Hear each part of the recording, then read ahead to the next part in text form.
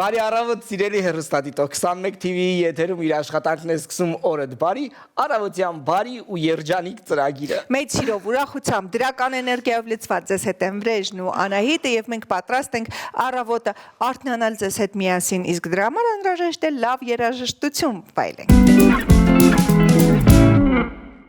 Դե ինչ վերադարձանք սիրելի հեռուստադիտող եւ ժամանակն է այս պահին իհարկե ներկայացնելու մեր հյուրին։ Եվ այսպես։ Մեր հյուրն է Ավետիք Իսահակյանի տուն-թանգարանի տնօրեն Արմենուհի Ավետիսյանը, ունենք հրաշալի նորություններ, որոնց մասին կցանկանանք խոսել։ Բարի լույս։ Բարի լույս։ Շատ ուրախ ենք, որ այսօր մեր տաղավարում եք ու տոն է մեզ համար, երբ խոսում ենք առհասարակ տուն-թանգարանի լավ նորությունների, նոր գրքերի, նոր ներկայացումների մասին։ Եկեք հերթով գանք, հա, գիտեմ, որ Ավետիք Իսահակյանի 150 ամյակի կապակցությամբ լույս է տեսել Ավետիք Իսահակյանի Աբուլ Ալամահարի պոեմի ֆրանսերեն հայերեն հրատարակության շնորհանդեսը, պատմենք գրքի մասին, ինչպես է կայացել այս միտքը։ Այո, այս տարին բուրն է թանգարանի համար, ինչպես գիտենք, այս տարի տոնում ենք վարպետի ծննդյան 150-ամյակը, հենց հոկտեմբերի 30-ին է ծնվել Իսահակյանը, եւ տարին լի միջոցառումներով, թանգարանի միջոցառումներից մեկն էլ, որ ներկայացրել էինք Հոբելյանական հանձնաժողովին, հենց դա էր Աբուլ Ալամահարի պոեմի ֆրանսերեն թարգմանությունը, քանի որ ունեինք հրաշալի թարգմանություն արդեն իսկ եւ Մարսելում բնակվող ուրեմն հայազգի թարգմանիչ բանաստեղծ Կարեն Խուրշուդյանը նախաձեռնել էր այս գործը եւ թարգմանել էր Աբուլ Ալամահարի պոեմը, ինչը շատ դժվար գործ է եւ մեծ պատիվ էր մեզ համար, որ անվանի հայագետ, ֆրանսիացի անվանի հայագետ Ժան-Պյեր Մահեն էր գրքի խմբագիրը եւ առաջաբանի մի մասի հեղինակը եւ փաստորեն մենք ունեցանք միջազգային ասպարեզ դուրս բերելու շատ մեծ արժեք գործ, որը արժանի է վարպետին, արժանի է Աբուլ Ալամահարի պոեմին եւ շնորհանդեսը տեղի ունեցավ Ինալկո համալսարանում, Փարիզի Ինալկոյում տեղի ունեցավ, որտեղ նախաձեռնել էինք մեծ համաժողով, միջոցառումների շարք, Ինալկոն մեզ շատ աջակցեց այս հարցում եւ բարձր, այսպես պատասխանատվությամբ եւ բարձր մակարդակով կազմակերպվեց, շատ հետաքրքիր իրար հաջորդող միջոցառումները կազմակերպվեցին, որին ներկա եղան եւ Հայաստանի դեսպանը եւ Ֆրանսիայի դեսպանը Հայաստանում եւ մեծ պատիվ էր մեզ համար եւ Իսահակյանի համար կարելի ասել, քանի որ միշտ չէ, որ վարպետի ստեղծագործությունը ներկայացվում է հայրենիքից դուրս։ Ես ուզում եմ ջերմագին բարևներ ուղարկենք պարոն Խուրշուդյանին, որովհետև հենց այստեղ մեր տաղավարում նա խոսում էր, որ աշխատում է գրքի վրա եւ նույնիսկ ֆրանսերեն տարբերակով մի քանի տող մեզ նվիրեց, հա, Իսահակյանից եւ այսօր մենք արդեն իմանում ենք այս հրաշալի նորությունը, որ հենց գրքի շնորհանդեսը տեղի ունեցել ոչ միայն Ֆրանսիայի մայրաքաղաք Փարիզում, այլ նաեւ Մարսելում։ Փոքր խոսենք այս մասին։ Մարսելում եւս շնորհանդեսը տեղի ունեցավ, որին մասնակցեց վարպետի թոռը Ավիկ Իսահակյանը իր տիկնոջ հետ, Ռուզան Սարյանի հետ եւ հայկական համայնքներ հավաքվել, շատ մեծ շնորհանդես է տեղի ունեցել այնտեղ, իրենք շատ մեծ տպավորություններով արդեն վերադարձան 3 հայրենիք եւ պատմում են շնորհանդեսի մասին։ Ասեմ, որ գրքի յուրահատկությունն էլ նաեւ այն է, որ ողջ գիրքը պարուրված է Մարտիրոս Սարյանի նկարազարդումներով, Աբուլ Ալամահարի պոեմի նկարազարդումներով, որոնք այսպես շարք էին դարձել եւ մենք նույն այս շարքը տպագրել ենք արդեն գերմաներեն հայերենը, հիմա դարձավ ֆրանսերեն հայերեն, անգլերեն հայերենն արդեն ունենք տպագրված եւ ապագայում արդեն մի քանի օրից կտպագրվի պարսկերեն հայերենը այս նույն շարքով։ Շատ այսպես հետաքրքիր բան է դառնում։ Գիտենք, որ 16-ից ավել լեզուներով Աբուլ Ալամահարի պոեմը թարգմանված է եւ իր ժամանակին, իր ապրած ժամանակ Իսահակյանի արդեն իսկ հայտնի պոեմեր աշխարհում, այսօր մենք փորձում ենք այդ մեծ փառքը նորից վերարժևորել եւ նորից վերհանել, նորից այսօր նոր շնչով թարգմանություններ տալ հանրությանը։ Իրականում շատ կարևոր գործ է կանում ու այստեղ երկակի, հա, նաեւ Սարյանի կտավներով, այսինքն մենք ցույց ենք տալիս մեր մշակույթը, արվեստը երկու ճյուղով այս գրքի միջոցով։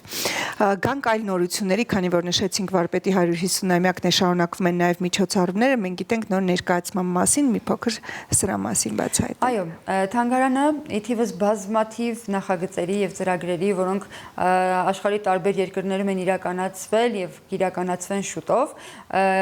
մեծահասակների համար ծրագրերի, ներառականություն ունեցող ծրագրերի եւ ծրագրերի, որոնք մարզերում են Հայաստանի իրականացվում, նախաձեռնելը մի շատ հետաքրքիր ու կարևոր այսպես նախագիծ փոքրիկների համար, անակնկալ փոքրիկների համար։ Գիտենք, որ Իսահակյանի հեքիաթները, առակները, լեգենդները քիչ են լուսաբանված, բայց դրանք պարունակում են շատ կարևոր խորհուրդ եւ հաղորդագրություններ կարելի է ասել, որոնք պարտադիր է երեխաների համար կարդալը, ուսումնասիրելը, մեր պարտքն է պարզապես երեխաներին ճիշտ մատուցել այս հեքիաթները եւ նրանց գաղափարները։ Եվ այսպես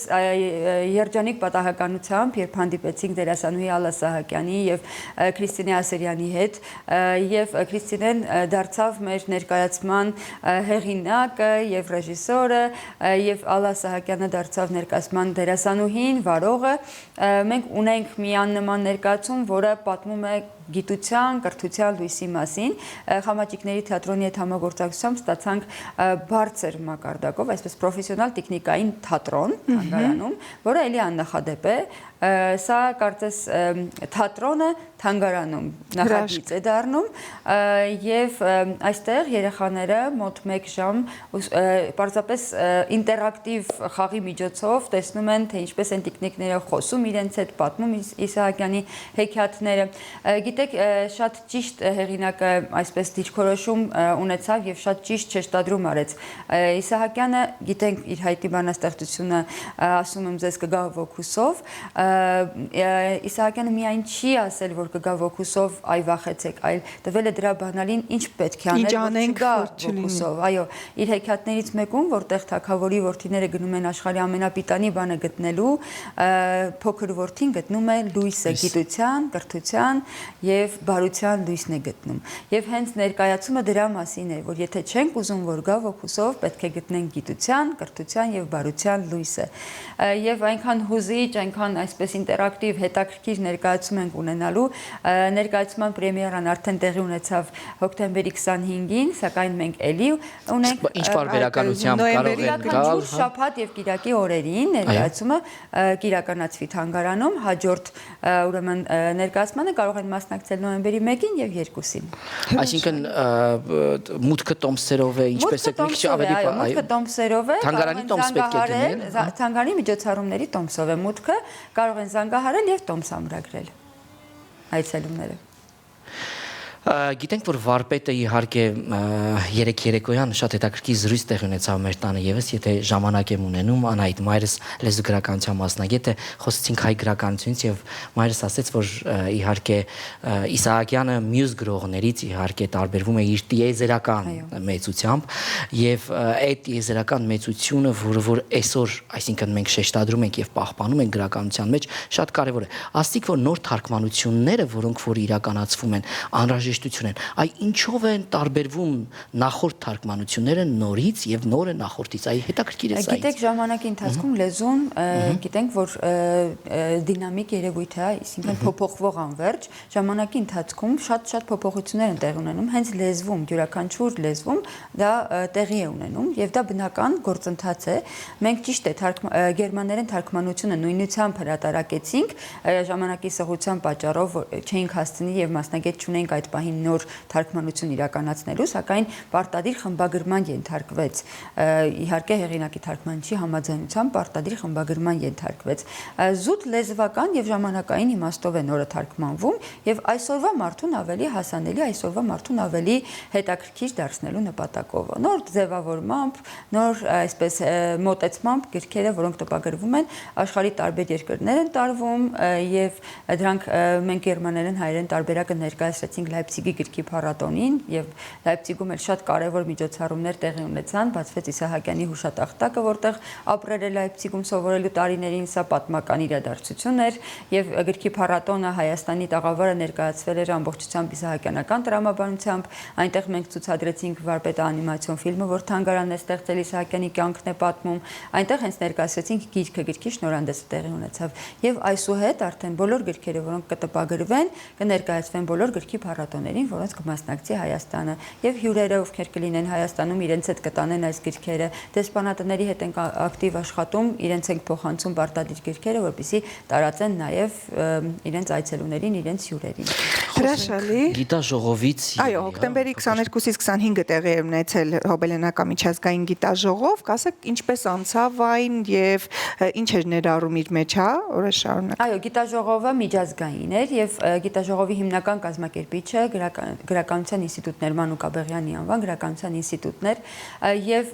մենք համակազմակերպիչ էինք որպես Իսահակյանի տուն-թանգարանը, ասեմ, որ աննախադեպ էր մասնակցության թվով բազմաթիվ հայտեր էինք ստացել, նույնիսկ այնպես, որ չէր բավականացնում ժամանակը, ինչպես պետք է դասավորենք ելույթները եւ միջազգային էր գիտաժողովը, քանի որ եւ Ռուսաստանի Դաշնությունից էին մասնակցությունները եւ Թեհրանից մասնակցություն կար եւ Ֆրանսիայից մասնակցողներ կային, այսինքն Իսահակյանը հետաքրքրում է ոչ միայն հայ հանրությանը, հայ գիտական հանրությանը, այլև արդեն իսկ դրսում են, այո, համաշխարհային դրսում են հետաքրքրվում Իսահակյանով եւ շատ հետաքրքիր ու կարեւոր զեկուցումներ լսեցինք, որոնք նոր խոսք են բերում Իսահակյանագիտության ասպարեզում։ Գիտենք, որ ինստիտուտը Մանուկ Աբեղյանի Գրականության ինստիտուտը պարոն Ավիկ Իսահակյանի գլխավորությամբ արդեն տպագրել է Իսահակյանի լիակատար այսպես ժողովհատորները, ուսումնասիրությունները,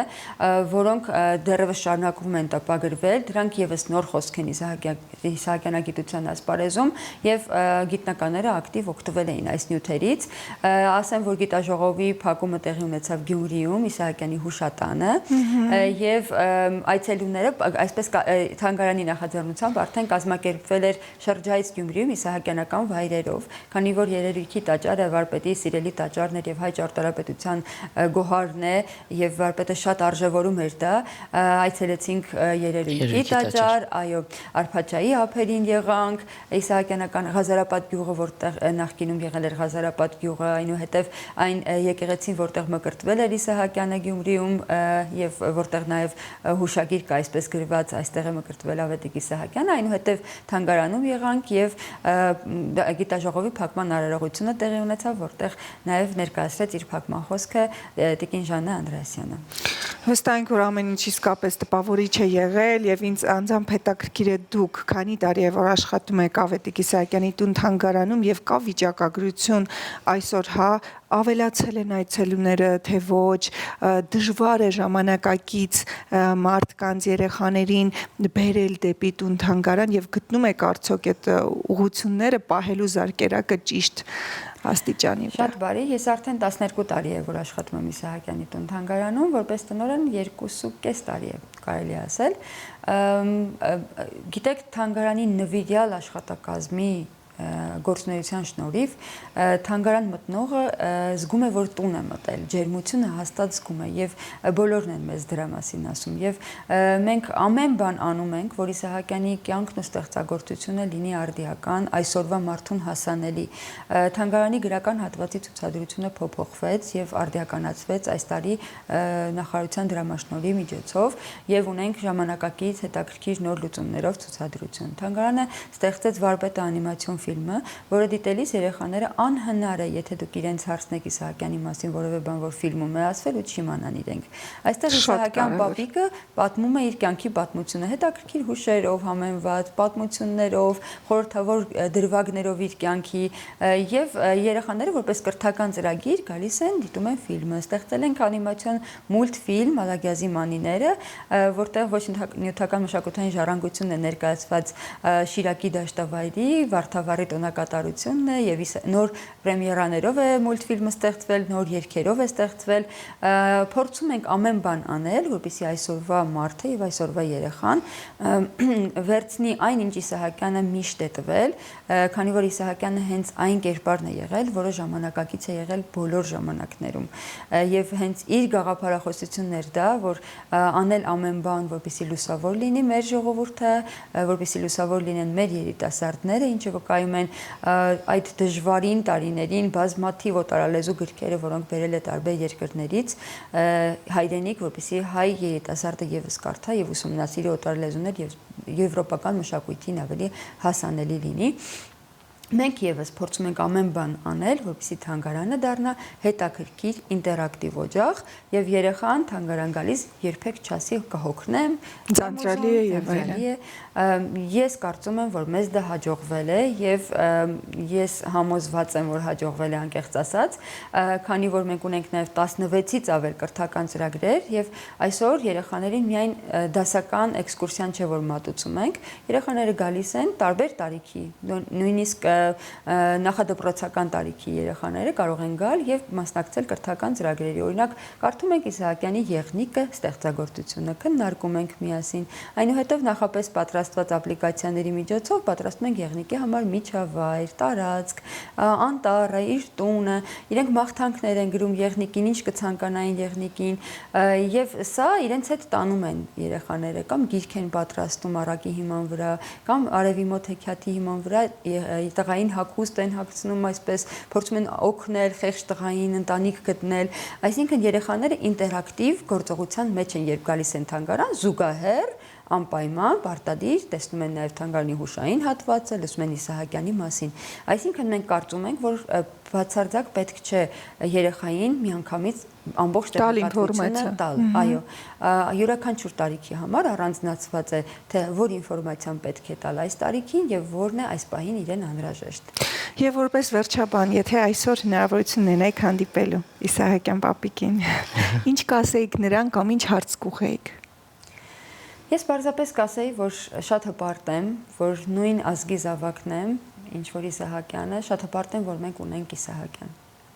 Շնորհակալություն անչափ։ Մենք էլ շատ ուրախ ենք, որ այսօր մեր տաղավարում ունենք շատ հետաքրքիր հյուր ու հիանալի անձնավորություն Ավետիք Իսահակյանի տուն-թանգարանի տնօրեն Արմենուհի Ավետիսյանը, ինչպես հասկացանք, թանգարանում արվում է ամենը, որպեսզի երեխաները ունենան հնարավորություն ընկվելու իսահակյանական աշխարհի մեջ եւ այդ ամեն ինչը մատուցվի ճիշտ ձևով ըստ տարիքի եւ ճիշտ Իսահակյանին վայել էությամբ։ Շնորհակալ ենք ձեզ զրույցի համար եւ կատարվելիք միջոցառումների համար, որովհետեւ դրանք կարեւոր են բոլորիս համար ու ապագայի համար։ Մեծ Սիրով։ Այո, սիրելի հեռուստադիտող, այսօր ծնվել է տիեզերական Իսահակյանը, վարպետը։ Շնորհավոր ծնունդդ, վարպետ, շնորհավոր այն բոլոր հայերի համար մեծ վարպետի օրը, որը որ իրապես յուրաքանչյուրիս համար հպարտանալու, մեծանալու եւ հայ ժողովրդի գրականությանը այլ կերպ նայելու տեսանկյուն է տալիս։ Իսկ ես որպես վերջաբան ուղղակի խորհուրդ կտամ բոլորիս այցելել տուն-թանգարաններ, առնչվել արվեստի հետ, որովհետև դա շատ կարևոր է թե մեր երեխաների համար եւ թե մեր ապագայի համար։ Այսօրվա համար նախատեսել ենք այսքանը, ձեզ հետ վրեժներ, Անահիտը, մնացեք բարով։ Լավ օր բոլորիդ։